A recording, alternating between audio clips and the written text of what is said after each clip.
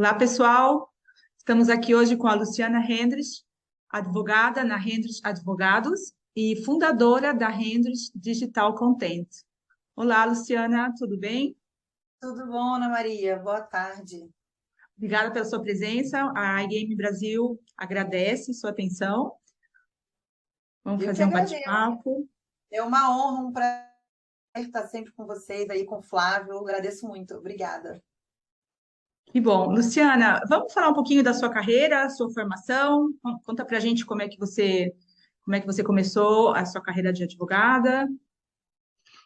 Bom, eu comecei, a advogada foi a última coisa que eu comecei, foi ser Ah, advogada. ótimo.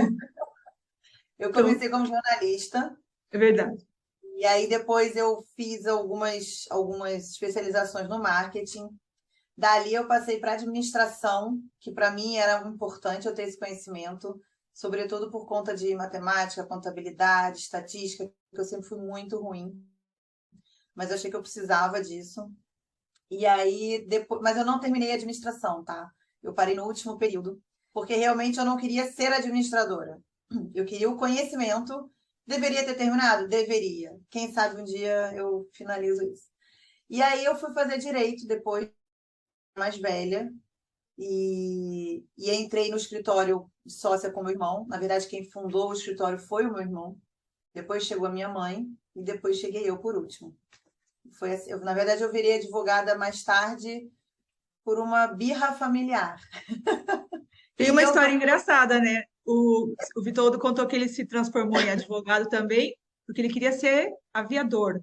Exato. E aí teve uma história com seu pai, não foi? Que falou para ele Foi. que não E, valia a na pena. verdade... Oi? Falou que não valia a pena ele ser aviador, uma coisa assim. A gente Exato. conversou. Então, na verdade, eu queria fazer direito, mas não como primeira profissão. Eu queria ser jornalista quando eu era mais nova. E a família insistia muito que eu tinha que fazer direito. E eu Uhum. sou um pouquinho mais teimosa que o meu irmão. Então, na época, eu não fiz o direito como primeira profissão. E eu dizia para meu pai: calma, um dia, quando eu tiver 40 anos, eu vou fazer direito. Com 30, eu resolvi fazer o direito, mas foi mais, honestamente, uma birra, porque queriam muito que eu fizesse, que eu acabei não fazendo tão cedo. Mas achei que foi positivo, porque quando eu fui para a carreira de direito, eu vi que você ser mais velha, já ter uma bagagem de trabalho, de conhecer pessoas, facilitou muito para mim a compreensão até nas aulas.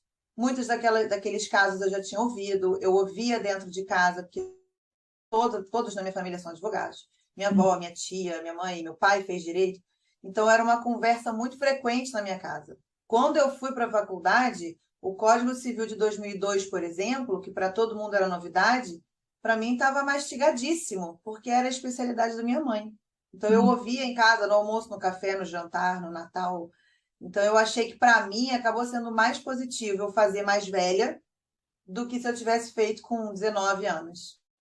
Com certeza. Gostei, achei que foi uma, no fim das contas. Claro, não tem idade certa para fazer nenhuma carreira, né? E como que surgiu a sua empresa, a segunda empresa, a Hendrix Content, Digital Content? Conta um pouquinho para nós quais são os serviços que ela presta. Bom, começou, na verdade, eu como advogada, comecei a ir a alguns eventos com o Vitoldo, porque ele me pedia ajuda. Pô, vai comigo, eu preciso de ajuda, às vezes tem muita gente para falar. E aí eu comecei a ir para ajudar mesmo.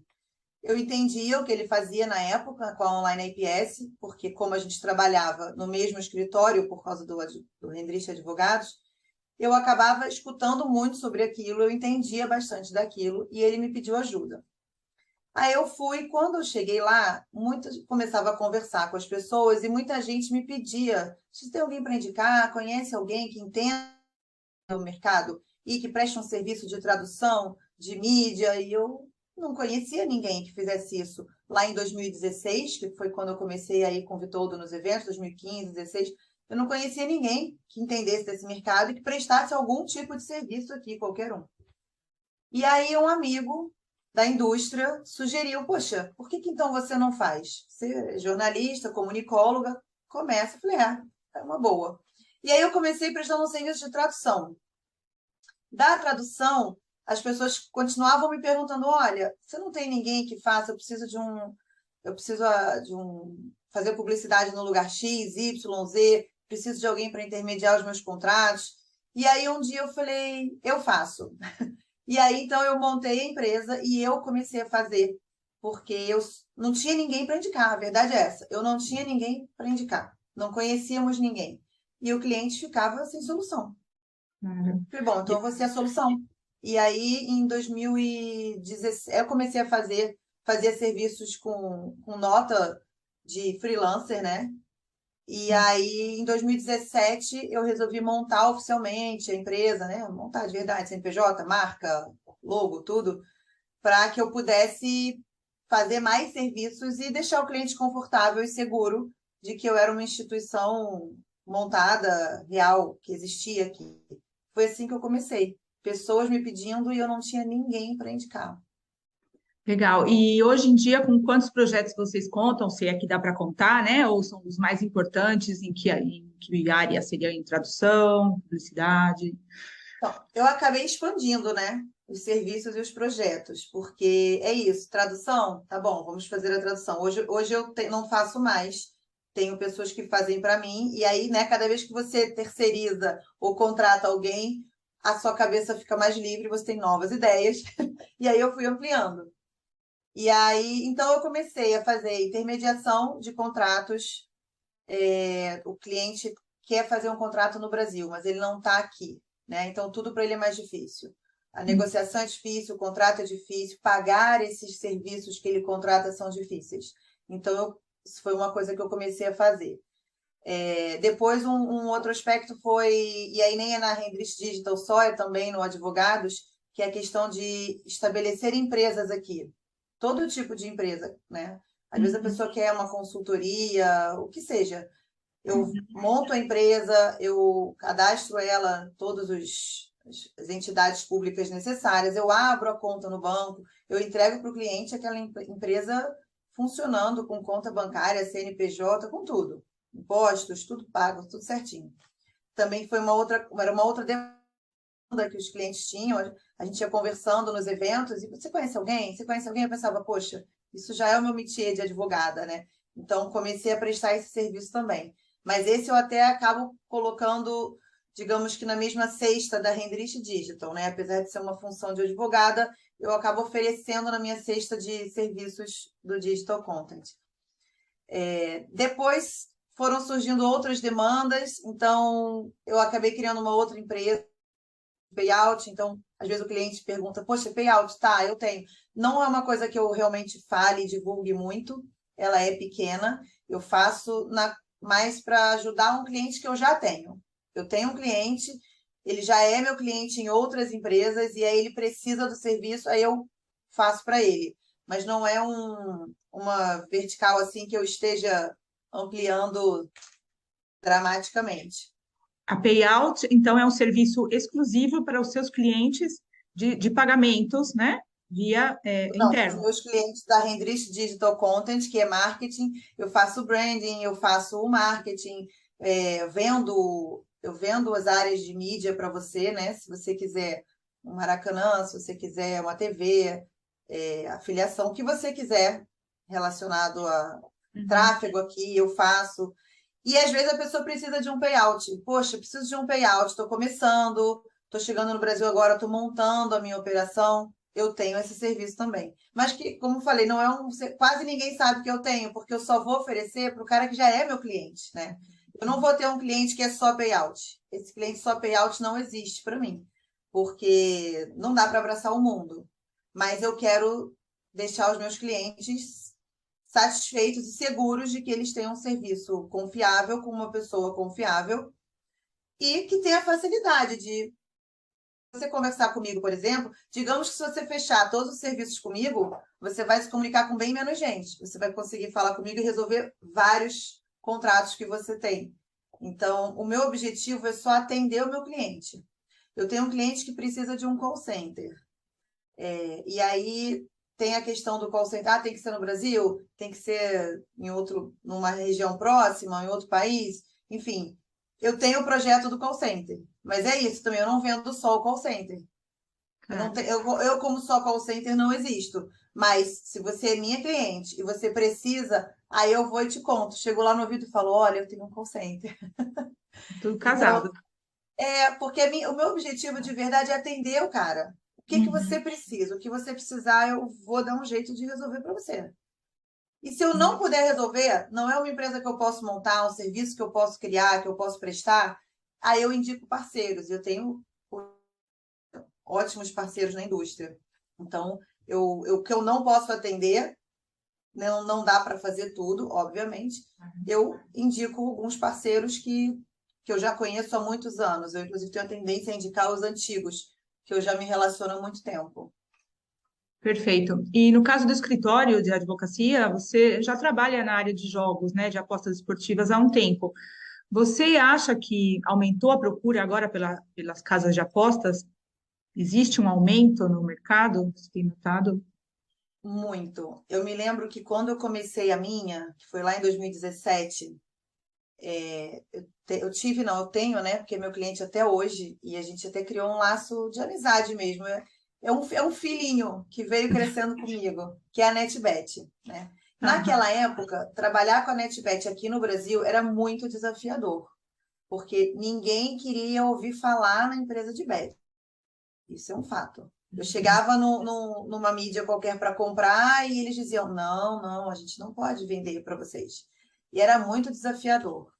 Tem um case que quem é da indústria já conhece, já ouviu muitas vezes, até o Vitoldo também conta esse case para todo mundo, porque a gente desenvolveu ele no escritório, a nossa tese de que poderia ser anunciado sim, a empresa de bet poderia ser anunciada tanto quanto a Mauri Júnior colocava o Conrad na televisão. E assim a gente realmente conseguiu. E naquela época não tinha muita procura. Eu tinha que correr atrás dos projetos. Todos os projetos. Eu me lembro que eu passava os dias procurando projetos e Uhum. oferecendo ao meu cliente. Em 3 anos, isso inverteu completamente. Eu já não procurava ninguém. As propostas vêm chegando na sua caixa. O WhatsApp vem por WhatsApp, vem por Telegram, no LinkedIn. Na verdade, em 3 anos depois que eu comecei, o caminho era inverso. Eu era bombardeada, continuo sendo, né, de projetos e o meu cliente, que antes, depois vieram outros, né? Que ninguém queria ouvir falar, agora ficou assim: você ainda representa o fulano? Você ainda representa o ciclano? Você ainda está com não sei quem?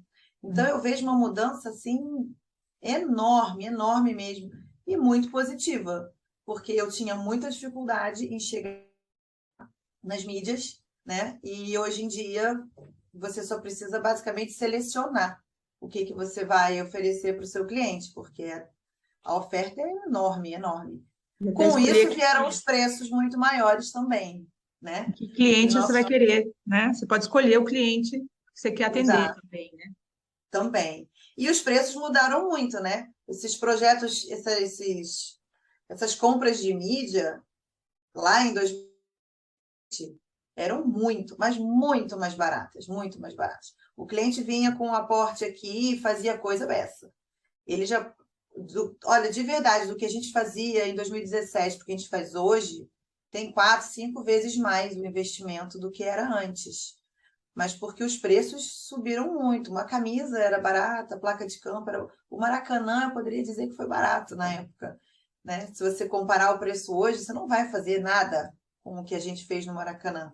Os preços realmente, quando começaram a vir muitas empresas de apostas esportivas, mas as bets vieram, menina, os preços dispararam, é incrível.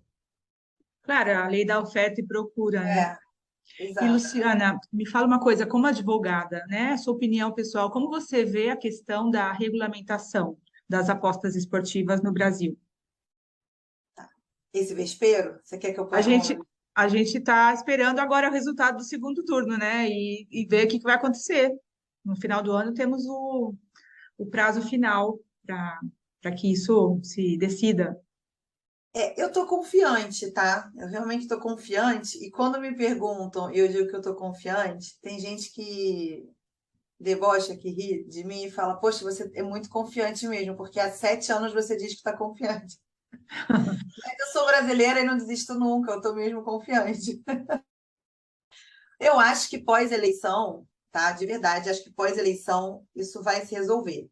Eu acho que isso não foi assinado antes, porque o Bolsonaro tem uma base de eleitores da bancada evangélica. Mesmo que não sejam evangélicos, tem, né, os católicos, enfim, a parte de religião que não curte o jogo. E tudo bem, eu entendo, né? Cada um tem sua forma de pensar, não gosta. E eu acho que ele não iria desagradar tanta gente numa eleição tão acirrada, tão disputada. Então, por isso eu acho que isso não foi ainda assinado ou não foi pauta de verdade, tá? Mas eu acho que vai. Eu acho que após 30 de outubro, passando o segundo turno, eu realmente acredito que isso vai ser resolvido. Aí você vai me perguntar assim, mas vai ser resolvido como? E se não for assinado, né? Que é a pergunta que todo mundo faz. Eu acho que se for assinado do jeito que se for o PL 442, né? Se for aprovado do jeito que ele está, para sanção presidencial, e aí se alterar, volta para a Câmara, e aí volta para assinar a alteração, eu, eu não acredito nisso, tá? Eu acho que realmente. Acho que ele vai dar o veto, porque ele já disse que vai, né? De qualquer forma, ele já disse que vai, mas eu acho que depois vai ser aprovado. Acho que vai ter alteração, realmente também acho que vai ter alteração.